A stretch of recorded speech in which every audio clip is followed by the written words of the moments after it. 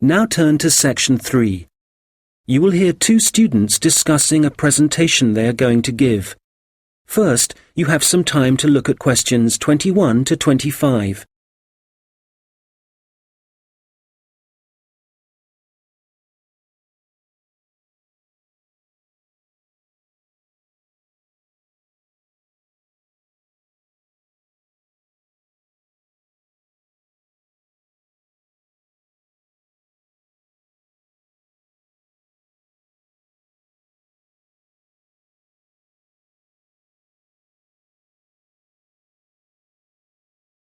Hi, Robert. Hi. Sorry I'm late. I was just printing off some pages about food waste in Britain. Do you want to include Britain in the presentation? I thought we were concentrating on the USA. Well, it is a global problem, so I thought we ought to provide some statistics that show that. Fair enough. What did you find out? Well, I was looking at a British study from 2013. It basically concluded that 12 billion pounds worth of food and drink was thrown away each year, all of it ending up in landfill sites. Over 8 million tons. And that wasn't including packaging. An incredible amount. Yes, and they were only looking at what households threw away, so there's no information about restaurants and the catering industry. But one thing the study did investigate was the amount of milk and soft drinks that were wasted, and I think it was probably quite unique in that respect. Interesting. You know, in the other European reports I've read, there's one thing they have in common when they talk about carbon dioxide emissions. I know what you are going to say. They never refer to the fuel that farms and factories require to produce the food, and the carbon dioxide that releases? Exactly. We could really cut down on carbon emissions if less food was supplied in the first place. To my mind, the reports talk too much about the carbon dioxide produced by the trucks that deliver the fresh goods to the shops and take the waste away. They forget about one of the key causes of carbon dioxide. Absolutely. If the reports are actually going to be useful to people, they need to be more comprehensive. Who do you mean by people? Well, the government, industries, people making television programs. Have you seen any documentaries about food waste? Not that I remember. My point exactly.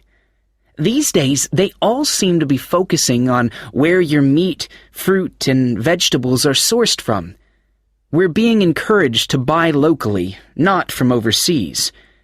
That's probably a good thing, but I'd still like to see something about waste. Yes, it's the same with magazine articles. It's all about fat and sugar content, and the kind of additives and coloring in food, but nothing about how it reaches your table and what happens after it ends up in the bin. Well, we've only got 15 minutes for this presentation, so I think we'll have to limit what we say about the consequences of food waste. What do we want to concentrate on?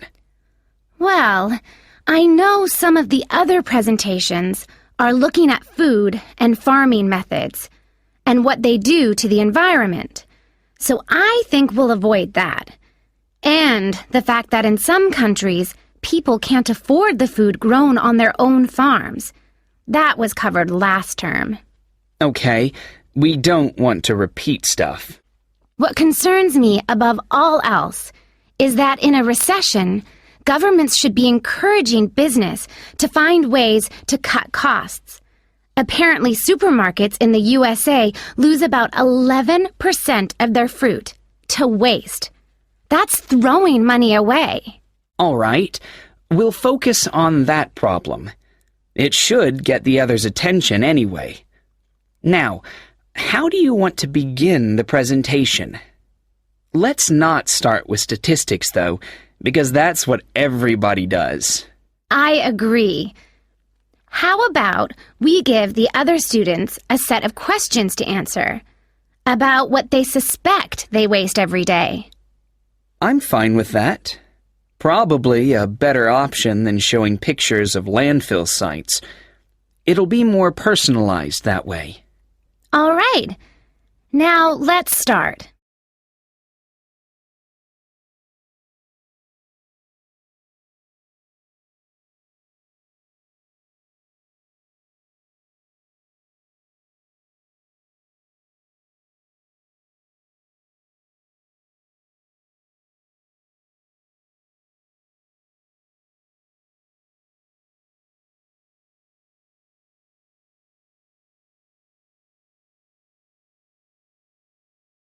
Now listen and answer questions 26 to 30.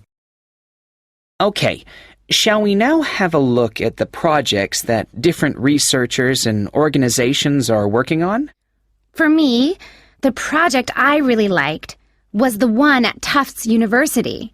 You know, where they've invented tiny edible patches to stick on fresh foods that show you what level of bacteria is present, and so whether you can still eat it. It's a great idea, as it tells you if you need to hurry up and eat the food before it goes off. The other good thing about the patches is that apparently they'll be cheap to manufacture. Good. Then the other thing I thought was great was the Massachusetts Institute of Technology project. I hadn't seen that. Well, they've developed these sensors that can detect tiny amounts of ethylene. Ethylene is the natural plant hormone in fruit that makes them turn ripe, apparently. The researchers think that they can attach the sensors to cardboard boxes, and then supermarkets can scan the sensors with a portable device to see how ripe the fruit inside is. That's got to be a quicker way to check for ripeness than taking each box off the shelf and opening it. Definitely. And I thought that Lean Path was worth mentioning too. Their waste tracking technology means that caterers can see how much food is being wasted and why. That'll increase profits for them eventually. Yes. And did you read about 0%? They've produced this smartphone application that allows restaurants to send donation alerts to food charities. The charities can then pick up the unwanted food and distribute it to people in need. In the long run, that'll definitely benefit poorer families in the neighborhood. No kid should go to school hungry. I agree. And I read that quite a few local governments in the USA are thinking about introducing compulsory composting in their states. So you can't put any food waste into your rubbish bins, just the compost bin. Well, I guess that means a bit more work for people. I mean, they have to separate the organic and inorganic waste themselves before they take it out to the compost bin, and you know how lazy some people are.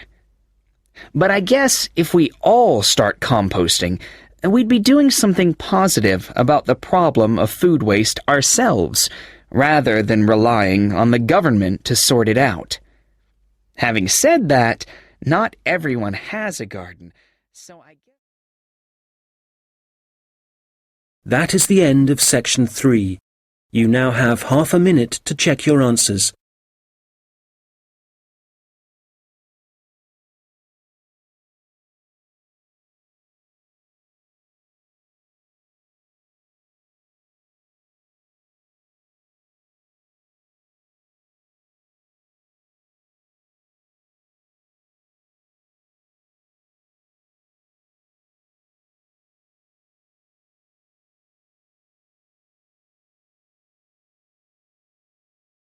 Now turn to section 4.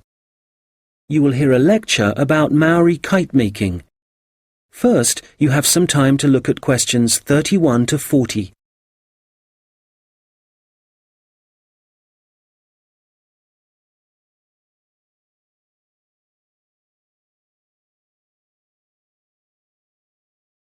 Now listen carefully and answer questions 31 to 40.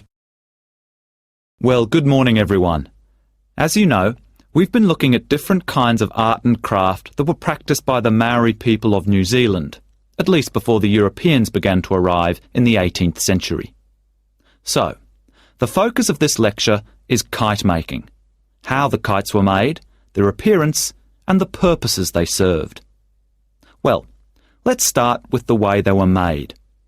As with other Maori artistic traditions, kite making involved certain rituals. So, firstly, only priests were allowed to fly and handle the largest, most sacred kites. There were rules too, for the size and scale of the kites that the priests had to follow, and during the preparation of both small and large kites, food was strictly forbidden. In terms of appearance, kites were frequently designed in the image of a native bird, or a Maori god, and sometimes, perhaps less often, a well-known hero. You can imagine that when Maori first arrived in the new country, in New Zealand, it may have taken some time to find suitable materials for their kites. But, through trial and error no doubt, they found plants and trees that provided bark and even roots that they could use to make the frames and wings of their kites. And after the frame had been constructed, the kite then had to be decorated. For this, the priests used long grasses, and these, when the kite was in the air, would stream along behind it. They also used a variety of feathers to add colour to their creations. Well, all this meant it was easy to see a kite in the sky, but you could also hear Maori kites. They could be quite noisy indeed, and this was because some priests liked to hang a long row of shells from the kite. You can imagine how they'd rattle and clatter in the wind, how they might completely capture your attention. As I said before, the most common image was probably a bird, and that's the same for other kite-making cultures. But the kites were designed in particular shapes. So, there were kites that were triangular, rectangular, and also shaped like a diamond. And some of them were so large it would actually require several men to operate them. Some of the kites were also covered in patterns, and to make these patterns, the Maori used different pigments of red and black, and these were either made from a charcoal base or from red-brown clay which had been combined with oil obtained from a local species of shark. Now, before I forget, if you have a chance, do visit the Auckland Museum, because they have the last surviving Birdman kite on display. This is the kind of kite that has a wooden mask at the top of the frame. It's a mask of a human head, and you can clearly see it has a tattoo and also a set of teeth. Quite impressive, and a good example of Maori craftsmanship and symbolism. Right, turning to the purpose and function of the kites. They certainly had multiple uses. Primarily, the flying of kites was a way of communicating with the gods, and when the kites rose into the air, the Maori used them to deliver messages, perhaps requesting a good harvest, good fortune in war, a successful hunting expedition. So these kites were incredibly valuable to a community, treasured objects that one generation would pass to the next. People would also fly kites for other reasons. For example, to attract the attention of a neighbouring village. This was done when a meeting was required between Maori elders, a convenient method indeed. And finally, when it comes to war, there are traditional stories that describe how when a Maori warrior found himself surrounded by his enemies, a kite could actually provide the possibility of escape. The kites were powerful enough to take a man up into the air, and for this reason, they could also be used to lower him into enemy fortifications so that an attack could begin from the inside. Well, I'm happy to say there seems to be a revival and growing interest in kite making,